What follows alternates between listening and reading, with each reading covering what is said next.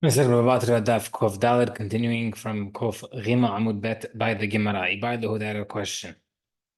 Bet Kor Stama. We mentioned earlier, it depends on the Mishnah.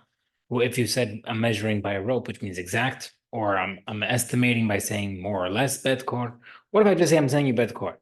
What's the halacha? Does that mean exact or non-exact? Tashmas Mingru Bet Kor I'm telling you Bet Kor of land. Midah by a rope. بحط كوشوية كابيتا كوشوية استما كهن حسد كهن دامي. Confirming a case approved from the first part of the Mishnah that the first part of the Mishnah mentioned that if I say if it's exactly rope and therefore if it's extra or less you have to fix it. So it sounds like only in that case you have to fix it. But if I didn't specify, I wouldn't have to fix it. Mar says in Mesefa, but the problem is if you're going according to inferences, let's infer from the second part of the Mishnah, the exact opposite. If the Salah told him, maybe bet core more or less. I feel and if he changed a little bit, the sale goes through. Therefore, it sounds like if I don't mention it, maybe if I don't mention anything, I say it's tam, then maybe that would be a case where it has to be exact. So therefore, we can't bring a proof from our Mishnah. Let's bring a different proof. Tashma. Bet kor I'm telling you bet kor. Kibet or I'm telling you about the bet kor. More or less bet kor I'm telling you. I feel they gave more or less than a quarter calf. This goes through. Alma from here. Maybe sounds like I don't mention anything else. I just say bet core without saying like or about, etc. Sounds like it has to be exact. Where it says no, it's not talking about three separate cases explaining each other. Ezo bet core kibet core. What's considered a bet core case that's around the bet core? It's a case of more or less, and then in that case it goes through. If it's all one case, then why I have to mention Bet core ani mochelach, I'm selling you bet core. Ki bet core menachelach, I'm selling you around bet core. Hein haser yeter mechelach. Sounds like three different cases. If each case is saying I will sell you.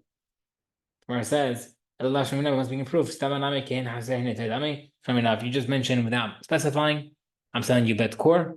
I don't guesstimate or I don't say exact. It still means a case of it not exact, and it's more or less, and therefore if you do more or less, it goes through. When the Mishnah said that what does the buyer return? We said cash. So it sounds like they were worried about the seller. We're not worried about the buyer, but then Batra says opposite. If the seller is selling bet core and it was this, he gave the buyer 7.5 kav left in the core that he told you to give him, or he gave him 7 extra. The sale goes through. You tell me, but if it's more than 7, up or down, we force the seller to sell it, and the buyer to buy it. Seemingly, the seller doesn't have any options. All goes according to the seller doesn't have any options. We're forcing the buyer. So it seems like the buyer was meant to this law was actually supposed to help both, not just the seller. Gemara says, Hatam, the reason we're there is we sell it is because we're going to have Akira Meikara Bisal Hashta. In that case, where we force the seller to sell, is where when the land was sold, it was higher, and now the price went down. And now we're telling the seller, when you're selling it now to him, you have to sell it to him at the current lower price.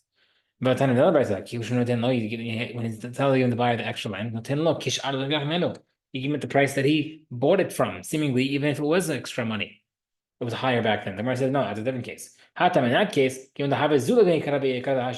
that price went up since the sale. We tell the seller, still to sell him at the original price of lower and not higher.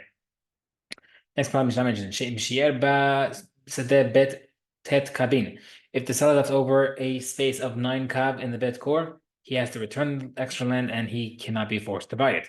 Maravuna, Teshad kabin sha'amru. We mentioned 9 kav, right? That's what Mishnah mentioned. But I feel like even in a massive property, a massive valley, even though 9 kav is now a tiny bit, it's still considered significant. And Rahman says, no,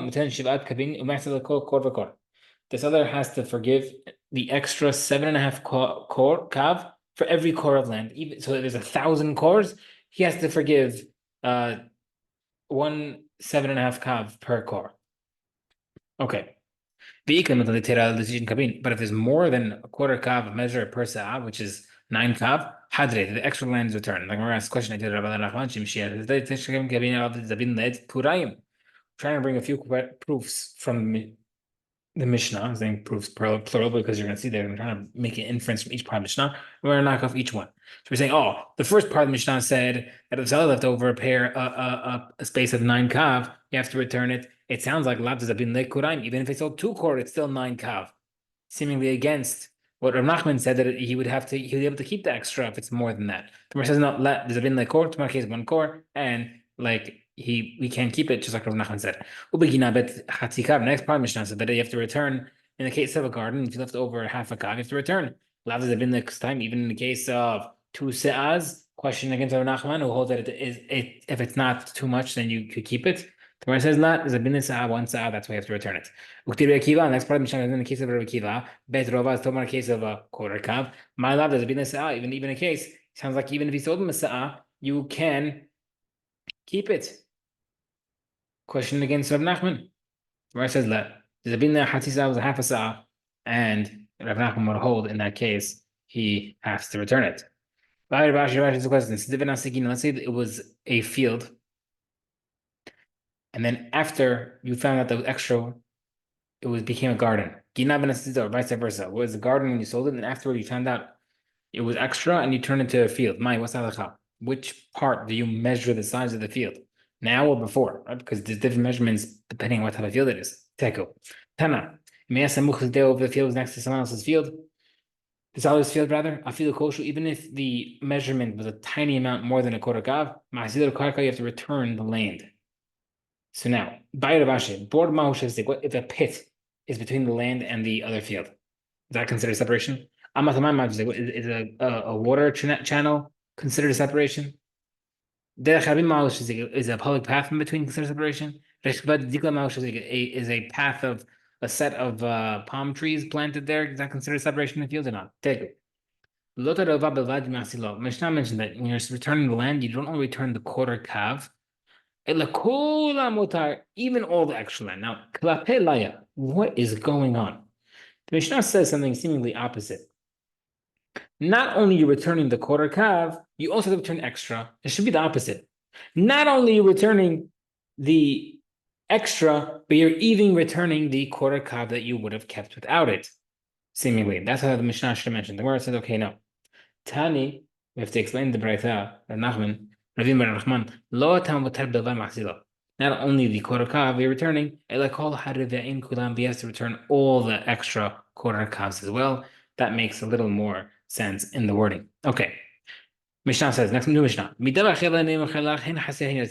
the guy says something interesting. He says something, I'm selling you an exact amount of measurement by rope, which mentions exact amount. More or less. So he says 2 contradicting statements, or vice versa. In that statement, the second statement of more or less knocks out the first statement of measured by rope. So it does not have to be an exact amount. If it says the opposite, if it says I'm selling you more or less measured by rope, Benanas holds that the second statement of measured by rope means he's selling it exact, and it nullifies the first statement of more or less, and therefore he has to have an exact measurement.